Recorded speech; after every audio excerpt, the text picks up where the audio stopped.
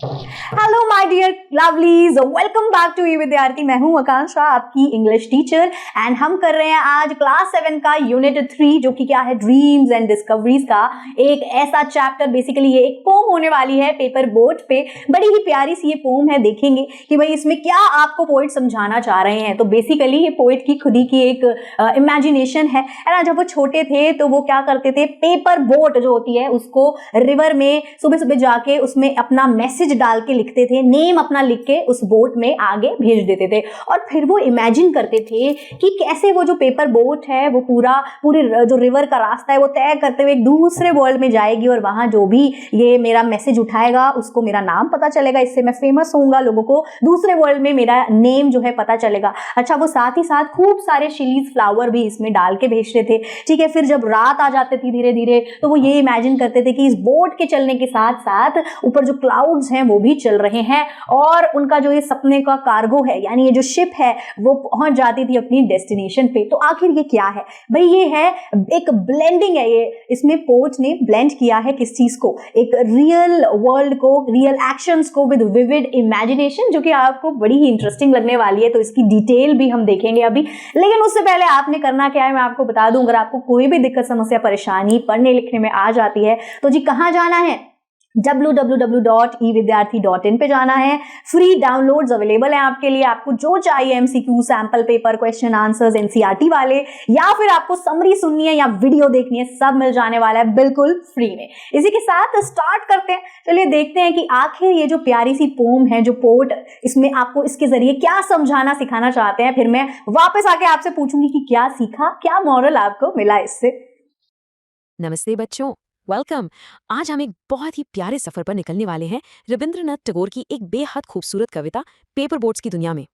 तो चलिए एक नजर डालते हैं कि आज हम इस सफर में क्या क्या करने वाले हैं। हम इस पूरे चैप्टर को ना एकदम स्टेप बाय स्टेप कवर करेंगे। सबसे पहले हम कुछ वार्म अप एक्टिविटीज से शुरुआत करेंगे, फिर कविता की हर एक लाइन को महसूस करेंगे, उसकी गहराई में उतरेंगे, और लास्ट में कुछ बहुत ही इंटरेस्टिंग एक्सरसाइजेस भी सॉल्व करेंगे। रेडी हैं आप? अच्छा, इस खूबसूरत कविता में गोते लगाने से पहले क्यों ना हम अपनी इमेजिनेशन को थोड़ा सा वार्म अप कर लें। चलिए कुछ सिंपल से सवालों से शुरुआत करते हैं। सोचिए तो, जब आप एक कागज की नाव बनाकर उसे पानी की धारा में छोड़ते हैं तो आपके दिल में क्या क्या ख्याल आते हैं? आप क्या होप करते हैं, यानी क्या उम्मीद रखते हैं? शायद आप सोचते होंगे कि ये नाव बहते बहते किसी बहुत दूर अनजान सी जगह पहुंच जाए, है ना? या शायद आप उसके साथ अपनी कोई विश, कोई सपना भेज रहे होते हैं। कविता पढ़ने से पहले चलिए कुछ नए शब्दों से जान पहचान कर लेते हैं जो हमें आगे मिलेंगे। देखिए, रनिंग स्ट्रीम का मतलब है तेजी से बहती हुई नदी। स्किपिंग का मतलब होता है फुदकना या उछलना, जैसे कभी कभी पानी पर पत्थर उछालते हैं ना, बिल्कुल वैसे। फिर है बल्जिंग। बल्जिंग मतलब फूला हुआ, जैसे गुब्बारे में हवा भरने से वो बल्ज हो जाता है। और आखिरी है लेडिंग। लेडिंग का मतलब होता है सामान लादना या भरना, सिंपल। तो अब हम पूरी तरह से तैयार हैं। चलिए अब हम सीधे कवि रविंद्रनाथ टैगोर के शब्दों के साथ बहते हैं और इस कविता का, इस पोएम का पूरा आनंद लेते हैं। कविता की शुरुआत होती है, day by day I float my paper boats one by one down the running stream. यहाँ कवि एक बच्चे के मन से बोल रहे हैं। वो कहते हैं कि वो हर रोज एक एक करके अपनी कागज की नावों को उस तेजी से बहती हुई धारा में छोड़ते हैं। और आगे, in big black letters I write my name on them and the name of the village where I live. वो उन छोटी छोटी नावों पर बड़े बड़े काले अक्षरों में अपना नाम और अपने गांव का नाम लिखते हैं। सोचो, ये सिर्फ एक नाम और पता नहीं है, ये उस बच्चे की पहचान है, उसकी आइडेंटिटी है, जिसे वो इस अनजान बड़ी सी दुनिया में भेजना चाहता है। और देखिए, उसकी आशा कितनी मासूम है। I hope that someone in some strange land will find them and know who I am. वो उम्मीद करता है कि किसी अनजान देश में, किसी अनजान जगह पर कोई उसकी नाव को पाएगा और जानेगा कि वो कौन है। और वो सिर्फ अपना नाम ही नहीं भेजता। I load my little boats with shiuli flower from our garden. वो अपनी नावों में अपने बगीचे से तोड़े हुए शूली के फूल, जिसे हम हरसिंगार भी कहते हैं, लाद देता है। और ये फूल सुबह सुबह खिलते हैं, इसीलिए कवि कहते हैं, and hope that these blooms of the dawn will be carried safely to land in the night. Dawn यानी सुबह, भोर का समय। तो वो सुबह के खिले फूलों को एक अनजान दोस्त के लिए एक तोहफे की तरह भेज रहा है, इस उम्मीद में कि वो रात तक बिल्कुल सुरक्षित उस तक पहुंच जाएंगे। अब देखिए उस बच्चे की इमेजिनेशन, उसकी कल्पना कितनी खूबसूरत है। वो कहता है, I launch my paper boats and look up into the sky and see the little clouds setting their white bulging sales.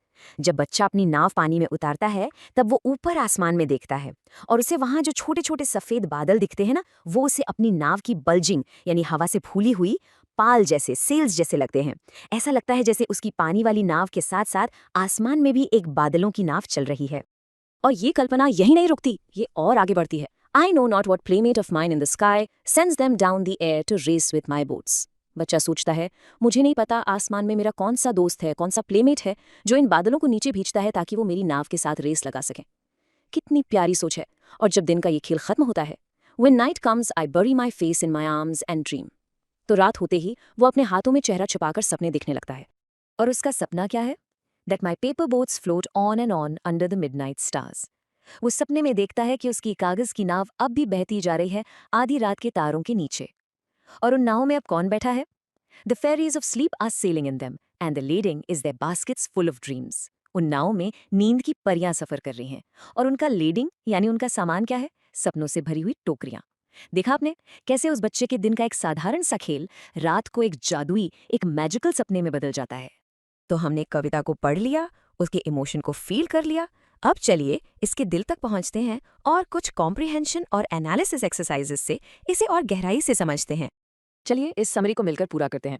The poet sends paper boats down a, हाँ बिल्कुल सही, stream. He writes his name and the name of his right village. He hopes someone in a strange land will find them. He fills his boats with yes shiuli flowers. He imagines the clouds in the sky are his friends. At night, his boats continue to float under the stars. और उन fairies की baskets किस चीज से भरी हैं? Absolutely, dreams से। बहुत अच्छे। अब एक बहुत इंपॉर्टेंट सवाल है, इस कविता का थीम क्या है? यानी इसका सेंट्रल आइडिया, इसका मुख्य विचार क्या है? क्या ये इनोसेंस के बारे में है, या इमेजिनेशन के बारे में, या इग्नोरेंस, या प्लेफुलनेस, या ट्रैवल? जरा सोचिए, इनमें से कौन से 3 विचार इस कविता के दिल को, इसकी आत्मा को सबसे अच्छे से बयान करते हैं? सही जवाब है ऑप्शन IV। इस कविता की आत्मा 3 चीजों से बनी है। बच्चे की इनोसेंस यानी उसकी मासूमियत, उसकी जबरदस्त इमेजिनेशन यानी कल्पना शक्ति जो बादलों में भी दोस्त ढूंढ लेती है, और उसका प्लेफुलनेस यानी खेलने का भाव। यही तीनों चीजें मिलकर इस कविता को इतना ज्यादा खूबसूरत बनाती हैं। अब आते हैं सिंबलिज्म पर। सिंबलिज्म का मतलब होता है जब कविता में कोई साधारण सी चीज किसी बहुत बड़े आइडिया या विचार को रिप्रेजेंट करती है। जैसे यहाँ पेपर बोट्स सिर्फ कागज की नाव नहीं है, बल्कि वो बच्चे के ड्रीम्स, उसकी होप्स और उसके मैसेजेस का सिंबल हैं। श्यूली फ्लावर्स सिर्फ फूल नहीं है, वो प्योरिटी और ब्यूटी का सिंबल है। और मिडनाइट स्टार्स वो सिर्फ तारे नहीं, बल्कि इस पूरे विशाल यूनिवर्स को, इस अनंत ब्रह्मांड को और उस बच्चे के अनंत सपनों को सिंबलाइज करते हैं। चलिए, जैसे कवि ने शब्दों के साथ इतना सुंदर खेल खेला, अब हम भी थोड़ा खेलते हैं और अपनी वोकैबुलरी को और स्ट्रॉन्ग बनाते हैं। देखिए, इंग्लिश में दिन के अलग अलग हिस्सों के लिए कितने खूबसूरत शब्द हैं। जैसे मॉर्निंग के लिए हम डॉन यूज करते हैं, यानी बिल्कुल सुबह की पहली किरण का समय। और इवनिंग के लिए डस्क और ट्वाइलाइट जैसे सुंदर शब्द हैं जो शाम के उस समय को बताते हैं जब सूरज डूब चुका होता है पर पूरा अंधेरा नहीं हुआ होता। आप इस टेबल को आराम से स्टडी करके इन सब शब्दों को उनके सही टाइम से मैच करने की कोशिश जरूर करिएगा। अब कुछ ऑपोजिट्स यानी विलोम शब्दों को देखते हैं। कविता में बच्चा स्ट्रेंज लैंड की बात करता है, इसका ऑपोजिट क्या होगा? ऑर्डिनरी यानी साधारण। वो डॉन में खिले फूल भेजता है, जिसका ऑपोजिट है डस्क यानी सांझ। उसकी नाव फ्लोट करती है यानी तैरती है, इसका ऑपोजिट है सिंक यानी डूब जाना। और आखिर में वो नाव पर लोडिंग करता है यानी सामान लाता है, जिसका ऑपोजिट है एम्प्टिंग यानी खाली करना। इंटरेस्टिंग है ना?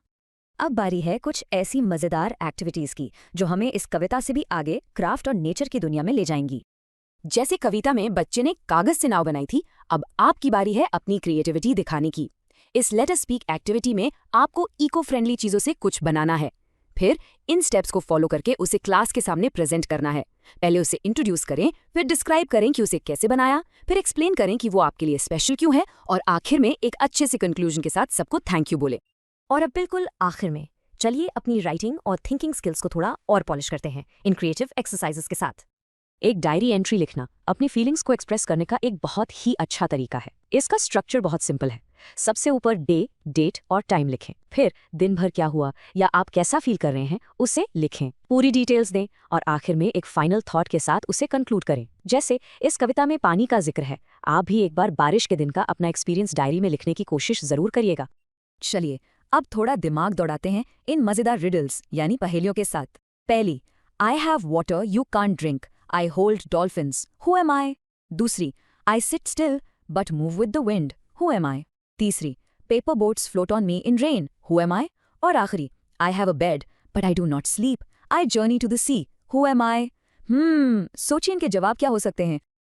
Okay so hello everyone again. I hope अब आपको ये पोम बहुत अच्छे से डिटेल में समझ आ गई होगी कि एक एक लाइन का क्या मतलब है। सो इसी के साथ ये चैप्टर यहाँ पर खत्म होता है और मॉरल इसमें क्या मिलता है कि भाई कितनी ज्यादा क्रिएटिव इनोसेंस एक छोटे से बच्चे के अंदर के माइंड में क्या हो सकती है। बहुत अच्छी सी इमेजिनेशन, क्रिएटिविटी, बेसिकली कितने इनोसेंट होते हैं छोटे बच्चे और हमें उनकी इनोसेंस को क्या करना चाहिए, वी शुड चेरिश इट। ठीक है, सो इसी के साथ फिर मिलेंगे अगली वीडियो में, तब तक के लिए बाय बाय क्यूरीज।